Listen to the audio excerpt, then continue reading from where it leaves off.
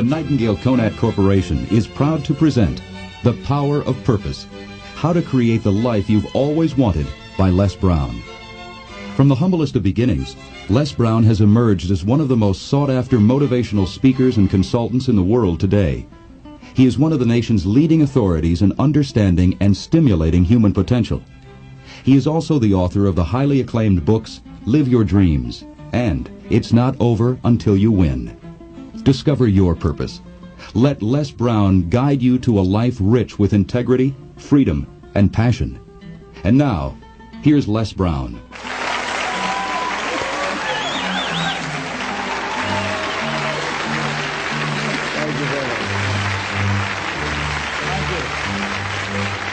I want to talk to you about those that are making it today, or what it takes to make it today.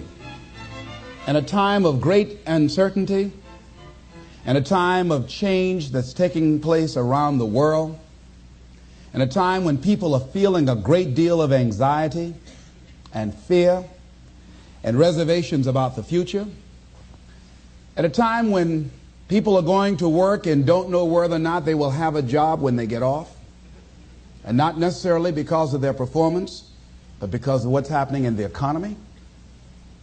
At a time when there are challenges, more so than ever before, in personal relationships. When we look at what's happening on the crime level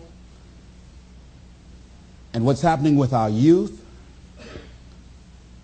that many times I'm sure that we've all taken time just to stop and reflect. Many times when we hear what's happening in the news or read the newspapers, where's all of this leading to? What's going on here? And so I think that now more than ever, we must begin to look at what are the things that we can do that would put us on some firm footing in life, that will enable us to do some things and use some powers that we have, that many of us go through life never ever discovering that we have those things going for us.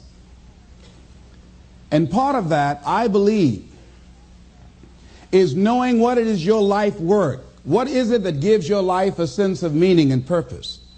Because once you find that, it puts you in your power place.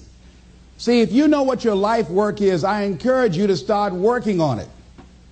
If you can't do it all at one time, do just a little bit of it. And if you don't know what it is that you showed up to do, if you don't know why you're here, I encourage you to find out what your purpose is here. What is the meaning of your life? What will be different? Have you ever asked yourself that question? I've done that. I remember coming from a friend of mine's funeral, and I was reflecting on how much time I had left. And I went for a walk in a park thinking about this guy whose life was so promising. And I mean, he wasn't an old guy. He was quite young, in fact. And I thought about all of the things that he said he was going to do, and he never got a chance to do those things. And I started thinking about my own life and how much time I had left to do the things that I would like to do. And at that time, I wasn't sure what my life purpose was, what my life's work was. I wasn't sure about it at that time. And I thought about it quite a lot. I had some idea, but I wasn't convinced, that I don't think I felt worthy. I didn't believe that it could be me to do this kind of work that I'm doing right now. And I say to you that if you begin to take a conscious effort to find out what it is that you're supposed to do, I say that it can literally save your life. I said that it can literally save your life. I was telling a group of people of a study that was conducted. Dr. Larry Darcy, who wrote a book called Recovering the Soul, he said, human beings are the only living species that has achieved the dubious distinction of dying or having a stroke or a heart attack on a certain day. If you ask most people, what would you say the primary cause of why people will have a heart attack or stroke? Many people will say, well, because they smoke cigarettes, or because of high cholesterol, or because of stress, or because of obesity, and all of those things are contributing factors. But ladies and gentlemen, more heart attacks take place in this country on Monday morning between 8 and 9 a.m. That's when the majority of people who have their first heart attacks have them. 85% of the American public, according to recent studies, are going to jobs that they hate, working on jobs that do not challenge them. They get sick thinking about going. Migraine headaches. After the Sunday afternoon football game or 60 minutes, the anxiety began to build. And come Monday morning, they drop dead of a broken heart. Some of you ought to think about not going to work on Monday.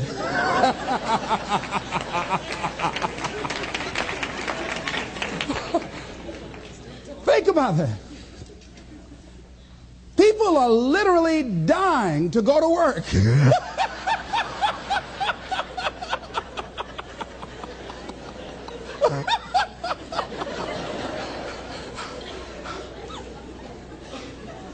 Because, see, when you go to a job and you already know how far you can go, you can already see that proverbial glass ceiling. It's like going to a movie when you've gone in the middle of the movie. And you've seen the end, and you sit there for it to start all over again, but something is missing. You know what the outcome is going to be. You can't get excited about going through that movie all over again. Am I correct? See, when you're going someplace and you already know how much you're going to make, you already know how far you can go, you're in a dead-end position. It erodes your self-esteem. It lowers your sense of yourself. It creates some inner turmoil. It creates an emptiness in you.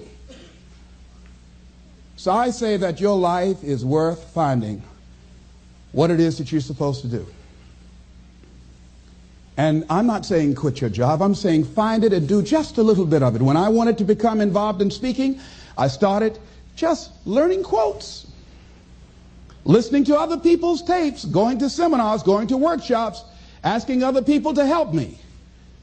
Just start working at it just a little bit, but do find out what your work is and hold on to it and don't let your dream go. Don't let it go. See, and here's something else I want you to begin to look at. Why is it that most people don't pursue their dreams or don't do better than what they're doing if they're capable of doing it? I think that many of us don't go the next step because we don't know what to do yet. And I say that the reason that we don't even explore the possibility of what to do is because subconsciously we don't believe that it can happen for us, and we don't believe that we deserve it. So here's what I'm suggesting. How much time do you spend working on you? How much time do you spend every day working on your dream? In the last 90 days, how many books have you read? In the last year, what new skill or knowledge have you acquired? What kind of investment have you made in you? So I'm saying that as you begin to look at where you want to go, if you want to make it today, and things are changing so fast you have to literally run to stand still, I'm saying that you've got to make some conscious effort to begin to work to develop you. Here's something else. Most people are not living their dreams because of fear, ladies and gentlemen. I was in Columbus, Ohio yesterday speaking for a particular Ohio department. A young lady named Karen who greeted me, who organized the event. Very talented, very skillful. And she was talking about she wanted to become involved in the consulting business. I said, why aren't you doing it? I said, you have the abilities. I said, you're not here because they like you. You're here because you're doing the job. You're making things happen. And she came up with all kind of ideas, but finally she said, I guess I can't see myself doing it. I guess I'm afraid. Fear, limited vision, and lack of self-esteem is what keep most people doing things they don't want to do. I flew from Columbus, Ohio to Denver, Colorado to a major communications company, and the person that picked me up at the airport told me about the fact that the company was planning on having a major downsizing. And they offered some of the employees there an early retirement, and some of them will earn as much as $300,000. And they said, this is the last time that you can take this offer. If you don't do it, when we have the downsizing, you might be among those who will lose their jobs, and all you will get is your severance pay. And only 50% of the people who were eligible to take the $300,000 took it. The others were afraid to take a chance on themselves. The others couldn't see themselves beyond that company. They couldn't see life after that company. The same reason that people stay in relationships where they're abused or they're unhappy or it's unfulfilling. They can't see themselves beyond that relationship. They can't see themselves enjoying life without that person. They think that this is all that they can do. The same reason that people get stuck at a certain level in life. They can't see things being better for them. And they think that this is it and this is all they deserve. This is all they've ever seen. It's been passed on to them. And they think that this is it for them. Oh, no. I was looking what Dr. Blanton, Smiley Blanton, who is a colleague of Dr. Norman Vincent Peale, what he said about fear. He said, fear is the most subtle and destructive of all human diseases.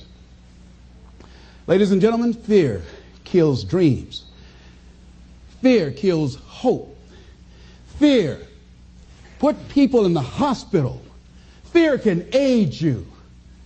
Fear, ladies and gentlemen, can hold you back from doing something that you know within yourself that you're capable of doing, but it will paralyze you.